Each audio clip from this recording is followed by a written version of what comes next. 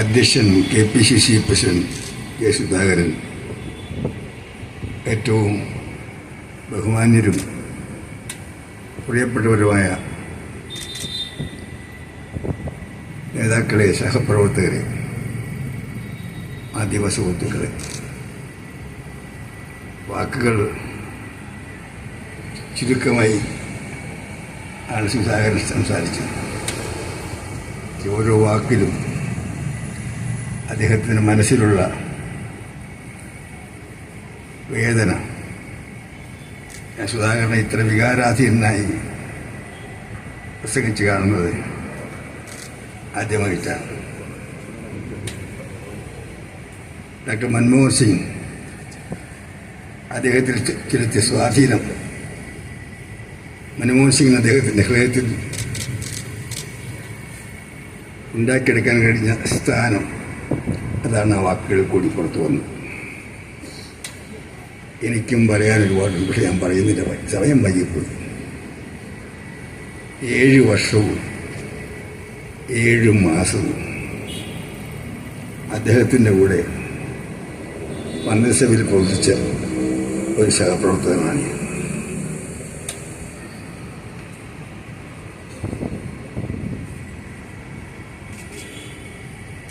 ഒരു പ്രശ്നം വന്നാൽ, സങ്കീർണമായ പ്രശ്നം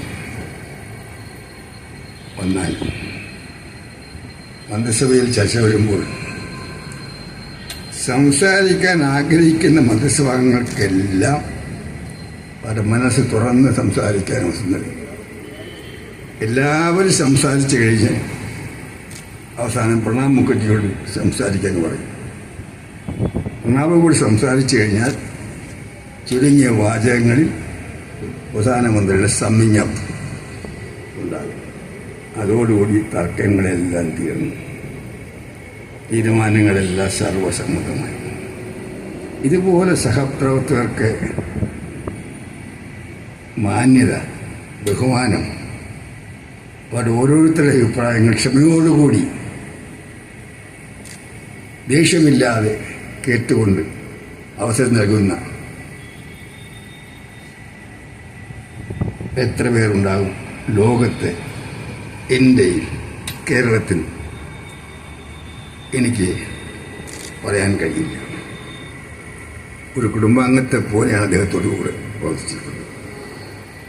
പാർലമെന്റിൽ ഡോക്ടർ മൻമോഹൻ സിംഗ് വന്നാൽ ഭരണപ്രതിപക്ഷങ്ങൾ ഒന്നടങ്കം അദ്ദേഹത്തെ അഭിവാദ്യം ചെയ്യും. വിദേശത്ത് പോയി വന്നാൽ ആദ്യം അദ്ദേഹം പാർലമെന്റിൽ വന്ന് വിദേശത്ത് പോയി ഉണ്ടായ ചർച്ചകൾ അതിന് ചുരുക്കം ധരിപ്പിച്ചു. എല്ലാ മറുപടിയും ശാന്തം, വളരെ ശാന്തമായി, സ്നേഹമത്സരമായി സംസാരിക്കും. ഒരിക്കലേ ഞാൻ മൻമോഹൻ സിംഗിനെ ദേഷ്യപ്പെട്ടു എന്നുള്ള പാർലമെന്റിലും പുറത്തും ഒരേ ഒരു തവണ മാത്രമേ വളരെ രൂക്ഷമായ ഭാഷയിൽ മൻമോഹൻ സിംഗ് സംസാരിച്ച് ഞാൻ കേട്ടിട്ടുള്ളൂ. നോട്ട് നിരോധനം ഉണ്ടായപ്പോൾ മാത്രം, ഏതാനും മിനിറ്റുകൾ മാത്രം. ഒരു നോട്ട് അദ്ദേഹത്തിൻ്റെ കയ്യിലുണ്ട്, നോട്ട് ബാക്കിയല്ല വായിച്ചത്, പക്ഷെ അദ്ദേഹം ഒരു നോട്ട് തയ്യാറാക്കി. അദ്ദേഹം പറഞ്ഞ ചുരുക്കം വാക്കുകളുടെ അർത്ഥം അദ്ദേഹം പറഞ്ഞു, ഓർഗനൈസ്ഡ് ലൂട്ടിംഗ്,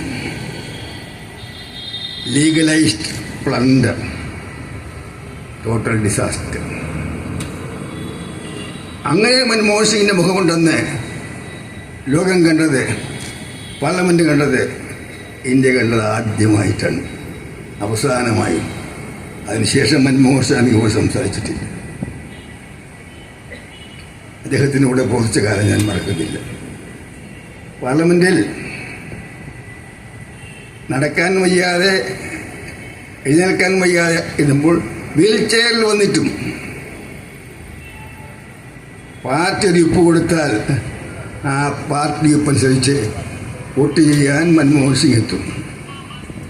അങ്ങനെ കറതീരുന്ന പാർട്ടിക്കാരൻ ആരെ?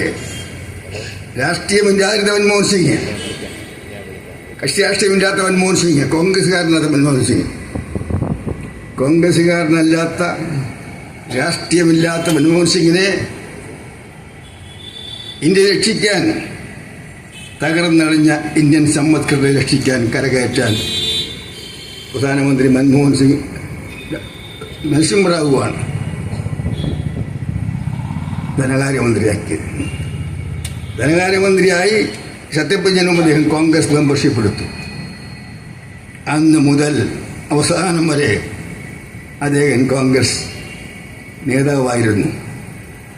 10 വർഷം പ്രധാനമന്ത്രിയായിരുന്നു. കോൺഗ്രസ് പ്രസിഡന്റ് സോണിയാഗാന്ധി, ഒരുപാട് മാധ്യമങ്ങൾ, ഒരുപാട് രാഷ്ട്രീയക്കാർ, അകത്തുള്ളവരും പുറത്തുള്ളവരും സോണിയാഗാന്ധിയും മൻമോഹൻ സിംഗും തമ്മിൽ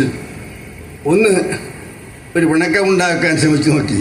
നടന്നില്ല. കാരണം എനിക്ക് പ്രധാനമന്ത്രി സ്ഥാനം വെള്ളിത്തെളിവ് നൽകിയപ്പോൾ എനിക്ക് പ്രധാനമന്ത്രി ഉണ്ടായെന്ന് പറഞ്ഞ് പ്രധാനമന്ത്രി സ്ഥാനം നിരസിച്ച സോണിയാഗാന്ധിയും അധികാരത്തോട് താല്പര്യമില്ലാത്ത മൻമോഹൻ സിംഗിനും അവരെ ഇളക്കാൻ ശ്രമിച്ചത് നടക്കുമോ?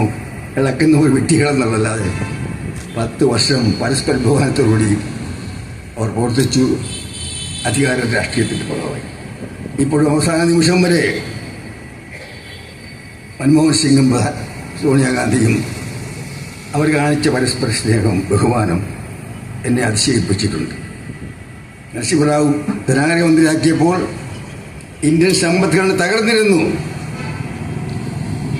അന്ന് ധനകാര്യമന്ത്രി മൻമോഹൻ സിംഗിനെ ഒരു ടാസ്ക് ദൗത്യമായിരുന്നു.